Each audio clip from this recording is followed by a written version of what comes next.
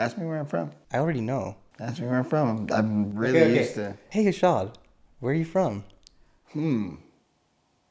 Crazy. I've never been asked that before. I'm from Bordentown, New Jersey. Oh, really? Whereabout is that? Small town in New Jersey. That's sick you asked me that question, man. Like, hell yeah. How did we meet? I mean, you remember more than I do. That whole time, that whole part of the trip was a blur for me because it was like I was on a trip and then it was Copenhagen Open and then we went to Amsterdam after. And I didn't even want to go to Amsterdam because I was so sore. Like, I was so sore from skating in the trip. I was like, there's no point for me to go here. But they were like, just come, it doesn't matter, like, just hang out. And I did, and then I went home, met you in the process. Yeah. I think then we just really hit it off. Back then you weren't into photography as much yet, but you were interested in it, but like not to the degree that you are now. I was playing around with cameras a little bit, but then when I needed to go on a trip or do this or that, it was just like, I brought it a couple times and it was just like too much for me to like do my skating thing and then just like, oh, this camera that I don't really know how to use. I got a Lumix digital camera. Okay. Towards the end of filming for Chronicles, and I like shot a couple photos on it and I just like put it away. And then how I picked it back up is because I was bi-coastal for a really long time, for like 8-9 years. And I was out here more because the weather's good.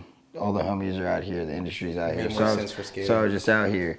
And then all my cameras and my video cameras and my GoPros and all that type of stuff was just in Philly. So when I moved here, I was just trying to clean up. I was going through stuff, opened this box, found all the cameras, Polaroids, digital camera.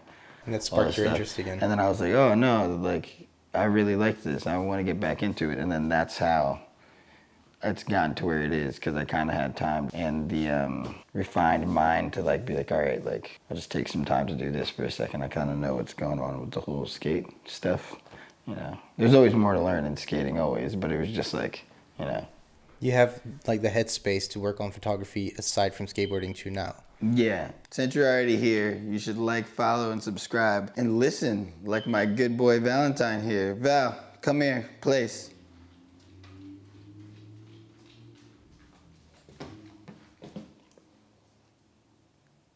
Like, follow, and subscribe. Kind of makes sense. Abel, let's do it. Because it's been like it's almost about a year that you kind of started picking it back up. Yeah. And I feel like in the last year, that's kind of why our friendship has kind of grown greatly. Yeah. It's just calling. Like anytime we'd have a call, it'd be like, oh, you got a couple minutes? Like me or you? And then we'd just be on the phone for 3 hours. Yeah, we just tap in and just like talk about just camera shit. And then I was traveling around a lot, and then like I would have random shit and be like, yo, check this out. Yeah, you'd be making me jealous with like the most random stuff, like, oh, look at this camera that I bought, and I'd be like, yeah, just random. Like the camera from this week, that one's really cool. The Fuji is, that one you can do a lot with. That's a cool camera. So Ishod bought a camera in Japan that he FaceTimed me from Japan. That camera. Oh, no. You're talking. Oh, yeah. No. Okay, so 2 separate stories. Yeah. When Ishod was in Japan for the Tokyo Uprising and for X Games, I think it was, right? Yeah. He, like, before he told me, like, I'm going to try and get this, and this camera. So I kind of knew what he was looking for. And then when he was there, he called me, like, just, like, present what he got over the phone. And then you were like, oh, yeah, I got this camera. And you showed me this super rare Fuji 6x6, 6x7 that I'm still drooling over it now that I've seen it in real life. If you're going to watch the vlogs that are going to come out after this, you'll see us using it and like what we do with it.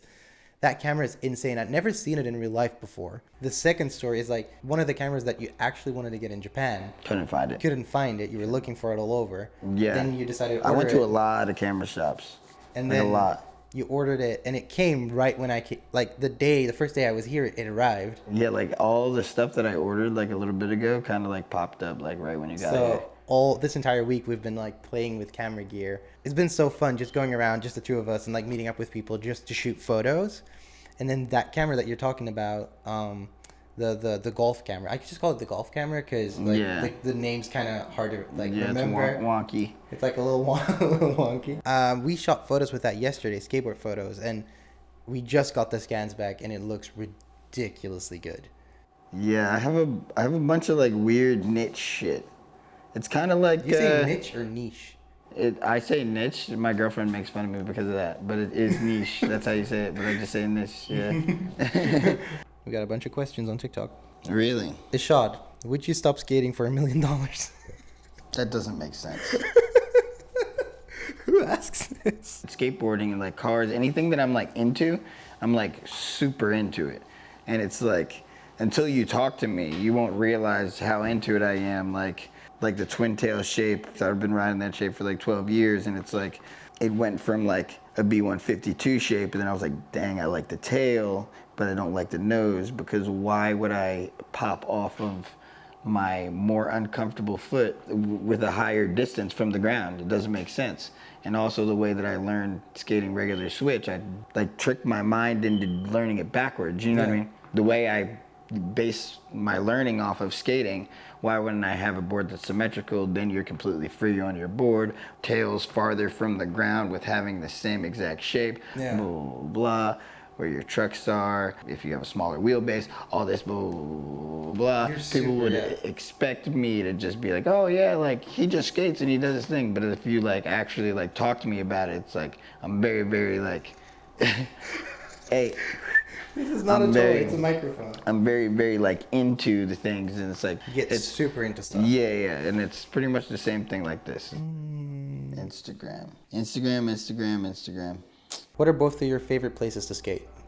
My favorite trick's in Ollie Crook at the moment. Was my favorite place A to skate? ledge. Mine is the flat ground. Who's winning in a game of skate? Abel or Ishod? Right now, me. You're not skating.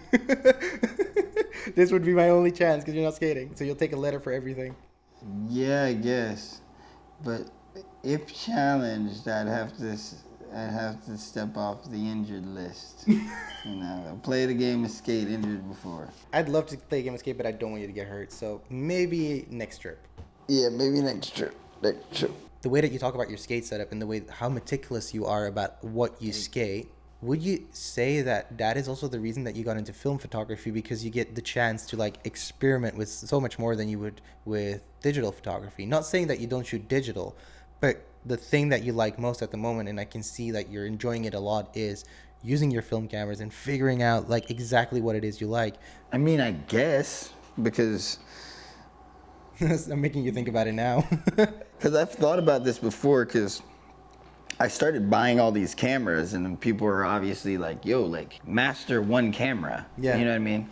Like, and then people would everybody would tell me to shoot Porta 400. Porta 400 is good, the good colors, blah, blah, It's like the blah. classic film, But then it's like, I know there's a whole shit ton of other film out there. Mm-hmm. Why would I just like go off the film that you think that I should shoot with? Obviously, I have it. I shoot with it. I like it. But it's like I'm just not gonna have a journey. Yeah. Just because like people know this, you know what I mean? That's what happens a lot of the time. And just adopt somebody else's, like, you know what I mean? I was like, no, I gotta experiment for my own. So when I would go around, I would go to Japan, I go here, I go there, I just buy all this film, and it messes up some of the photos that I take, because it's like I don't know how it's gonna turn up. But obviously some of them I still get good photos, and you know.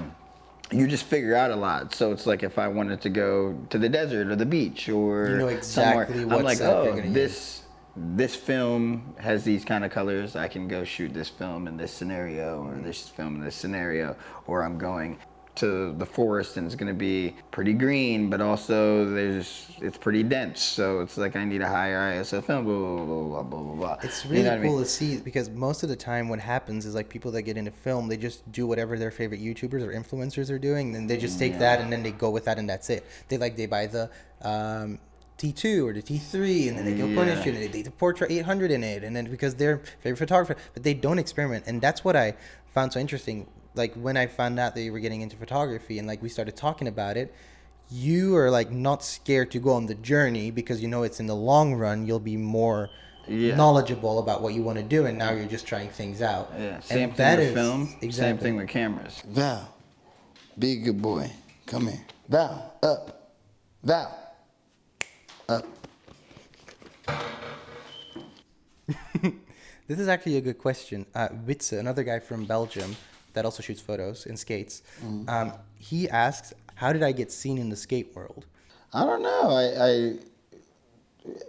We talked, and I don't know. You just seemed like a nice dude. I was just like, I normally actually don't ever really like if somebody was like, yo, like, and I don't like really know them, and they're like, yo, let's go shoot, like, and let's like, I don't really like just like meet up with people like that. I just like kind of like was just like, I don't know, seems nice, whatever. I would say just do your thing and like don't get too caught up in trends. I would say that, and just really try to make your look at a lot of books, go to exhibitions, build your own type of work, make a portfolio, and have fun. That's the biggest part. If you're having fun, people are going to see that you're having fun.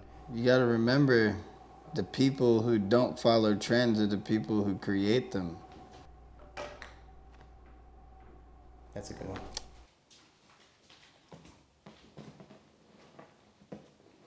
Good boy.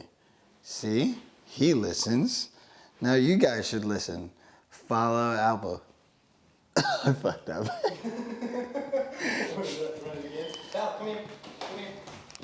Pizza?